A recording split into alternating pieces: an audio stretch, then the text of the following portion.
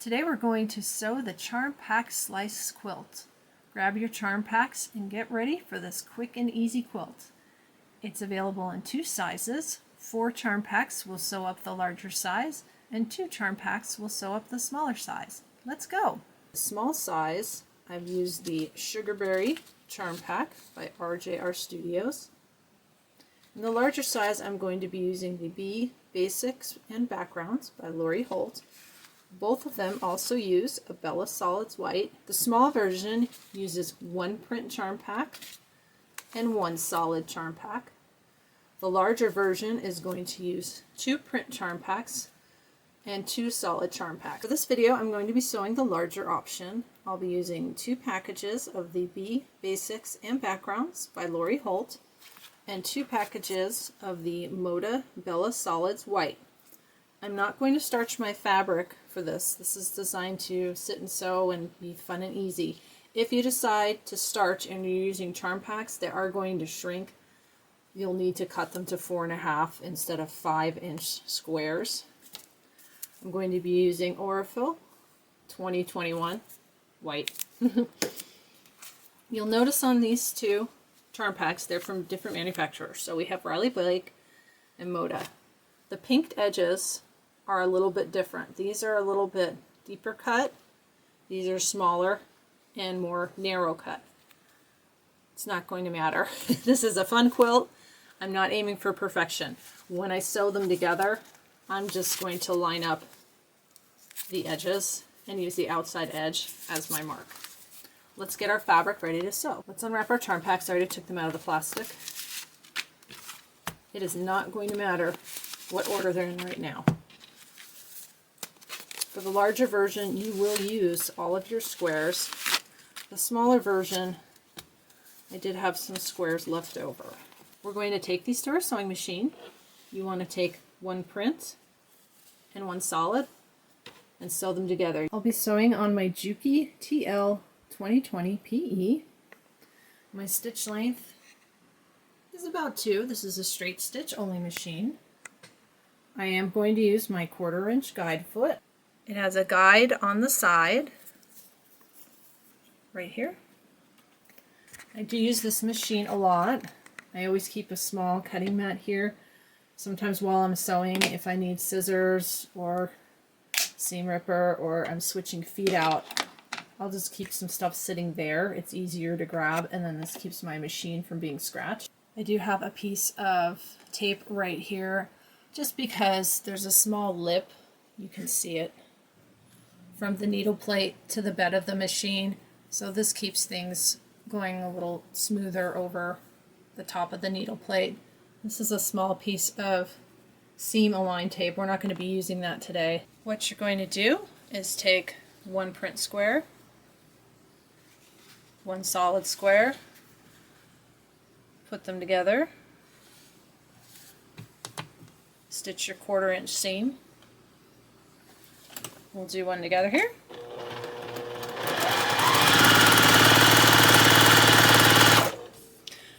Just so you can see, this machine also has a thread cutter. It has one on the machine and on my foot pedal. And it has a knee lift. There's a bar here on the machine that lifts the presser foot. You've got 1 print and 1 solid. Do this for all of your fabric squares. Here we go.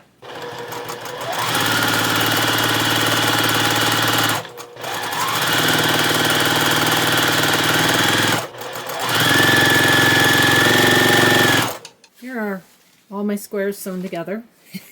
There's a lot. It took me about 35 minutes, and when I got to the end, I had 1 extra white square. What that means is probably somewhere in this pile, oh look, how about that? It's right on top. I grabbed it. Let's have a look. Here's the white, here's a print, and look, can you see? There's another print. That's what I did. So I need to seam rip this, get that off, and sew these 2 together. Let's do that.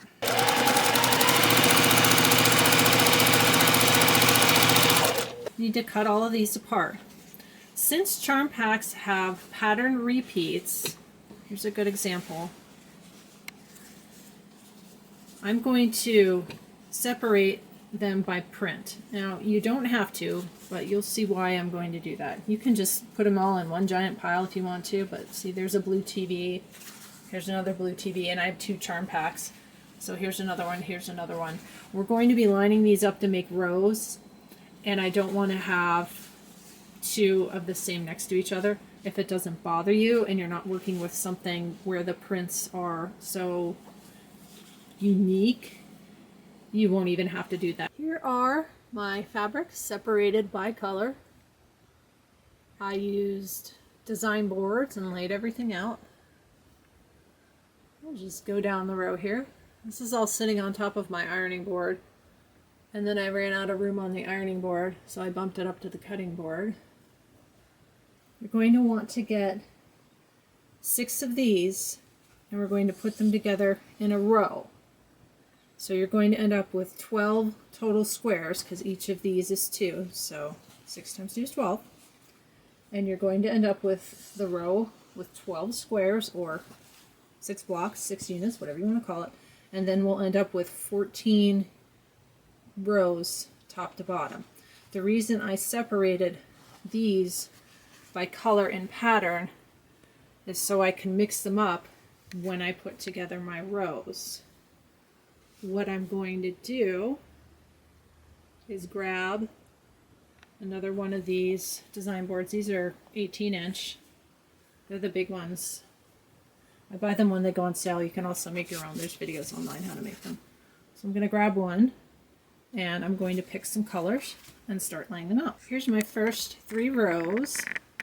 1, 2, 3, 4, 5, 6. And I'm mixing up the colors. I want this to be really scrappy. I just need to keep doing that until I've used up all of my squares. Here are my 14 rows. Remember, 6 per row. So we've got 3, 6, 9, 12, 14. Now what we're going to do is sew them all together. You're going to want to sew them alternating. So you'll have your print, your white, your print, your white. Let's go ahead and sew this together. You want to make sure that you've got your print, your white, print, white. If things get out of order, it really doesn't matter. This is designed to be a no stress, fun, charm pack using scrap busting kind of quilt. Here we go.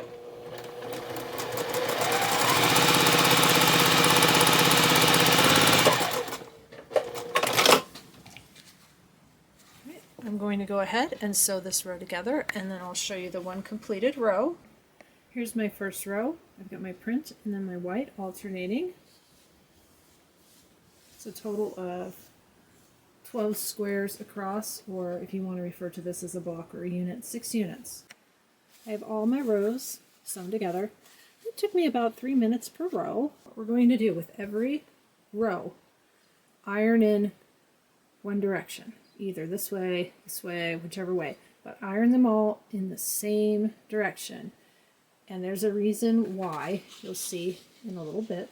So I'm just going to start this way and iron this way, so all of my folds will go to the same side. Let's do some ironing.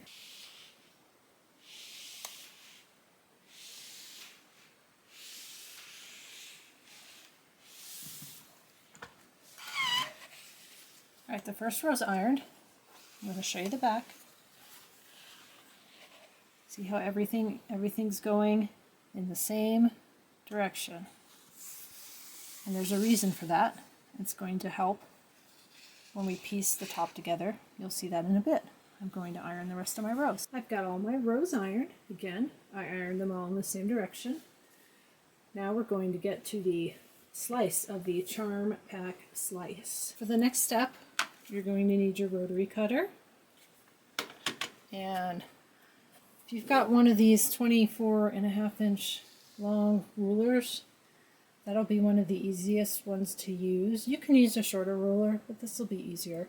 This is a Creative Grids ruler. Let's see if it'll focus. I have one of my rows here. I'm sort of working with my arms around the camera. We'll see how this goes. Here's the start of the row. Here's the end of the row. I'm going to fold it in half. And you'll see when you get to the halfway point, you'll get a nice flat seam right there. I'm doing this just for ease of the next step. Rather than having the big long row, this makes it a little shorter. I'm going to pull the camera up and get a different angle on this. Here's an angle from above. What I did was fold the strip in half. You want to go ahead and get it nice and flat. And make sure when you have it folded in half, you know, it's not like this. You want to try and match it up nice and even. That looks good. What we're going to do is we're going to cut it in half. These are 5-inch squares, so we're going to measure 2.5 inches with our ruler and cut it in half. Here's my strip. Looks good. All my seams are flat. My edges are all matched up nicely. These rulers show both full inch markings and half-inch markings. I'm looking for the 2.5 inch. I hope you can see that. I'm a little bit sideways and backwards with the camera. I'm going to get it lined up, and I'll get an overhead shot before I cut. Here's the 2.5 inch. You want to line that up all along the side, and you'll see my ruler's not quite long enough. So what you can do is cut and shift your ruler up, or if you have another ruler, you can match it up there. Make sure it's even, and then you can cut and then just hold that and cut that last little bit. Either way works. I'm going to go ahead and just shift my ruler. Double checking, 2.5 inch. My blade has a handle to pull in, and then a button that locks out the blade, and then when you're done, you want to tuck your blade away. You don't want to ever cut your fingers. I'll go ahead and cut this.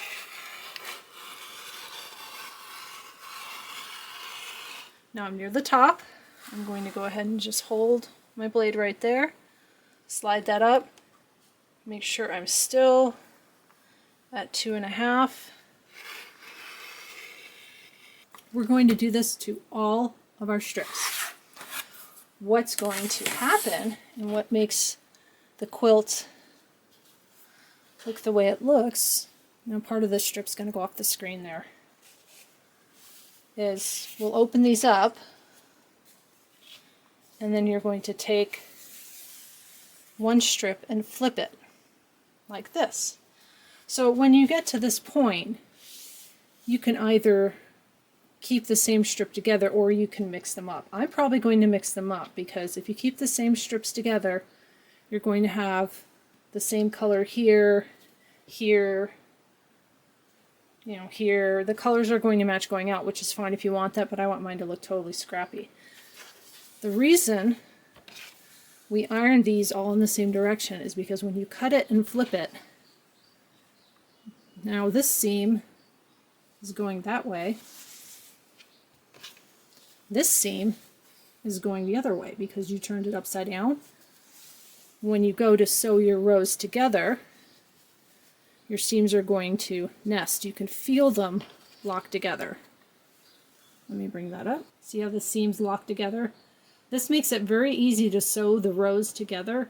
If you want, when we start sewing the rows together, you can certainly pin, but you can feel them. If they're not lined up correctly, let's just slide one. Like, say they're not lining up, it feels really bulky. You'll be able to tell.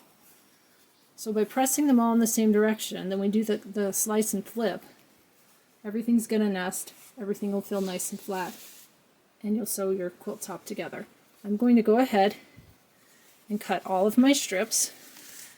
What I'm going to do is keep them all together like this. and I'm going to drape them over my ironing board, and I'll show you why when I'm done with that process. Let's cut one more row together. Find your end, line up your ends together there. You'll feel that nice flat seam. Line everything up.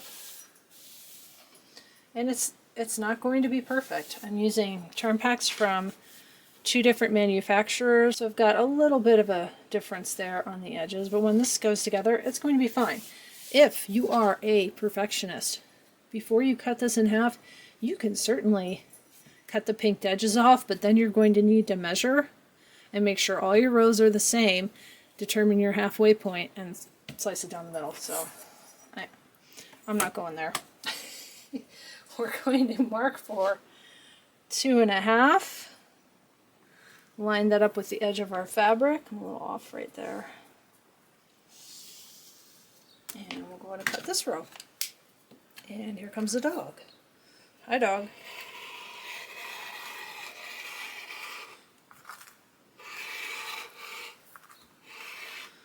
Okay, I'm near the end. We'll just slide this up a little bit. Alright, so I have another row done. Right now I'm keeping them in the same orientation. I'm going to go ahead, put that on my ironing board. We'll cut the rest of our strips and we'll be back, and I'll show you how to lay out your quilt.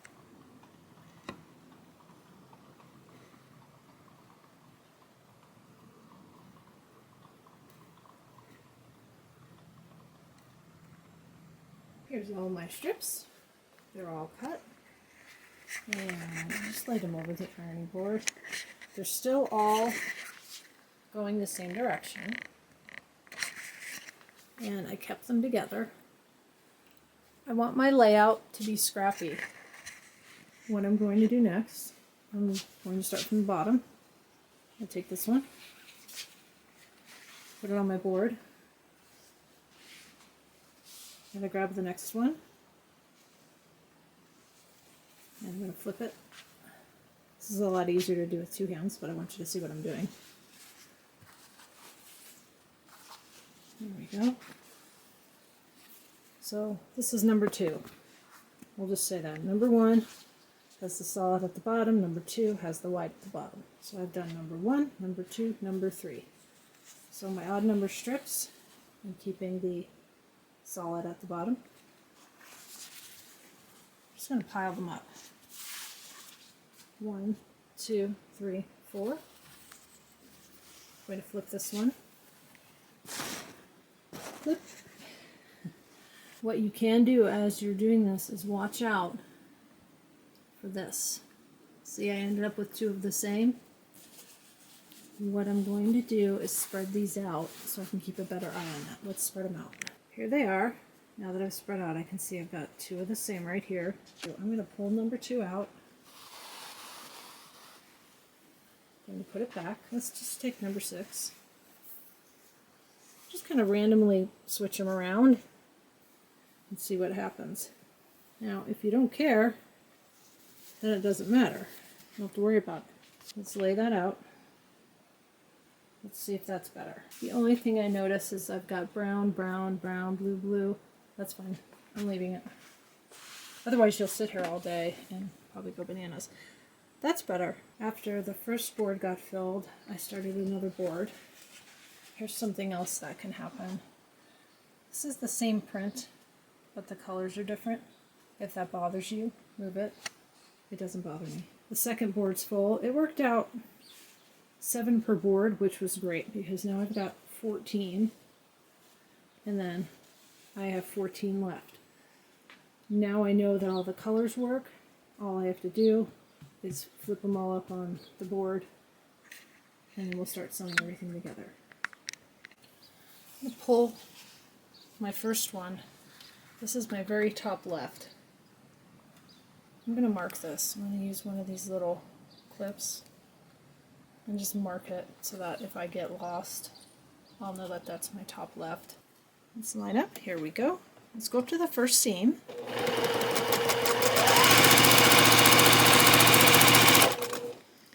I can feel it's nice and flat.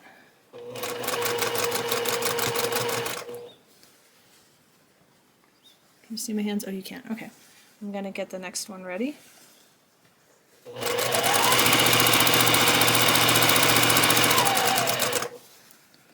Just going to go seam by seam. Now if you notice, maybe they feel a little off. That's another reason why I haven't starched this, because it'll give you the opportunity to kind of play with and maneuver the fabric. If you do heavy starch, it becomes more like paper and it's not as easy to manipulate.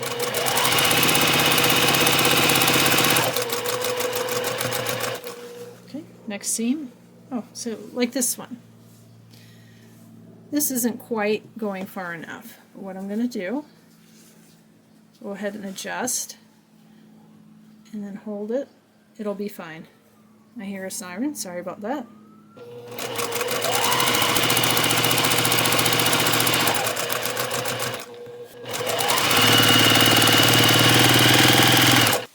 Now I'm going to sew all of my strips together before I iron. You could certainly iron every time. I'm going to wait to the end and then I'm going to iron them all top to bottom because I'm going to quilt mine on my long arm. But this will be something that's very easy to quilt on a domestic machine.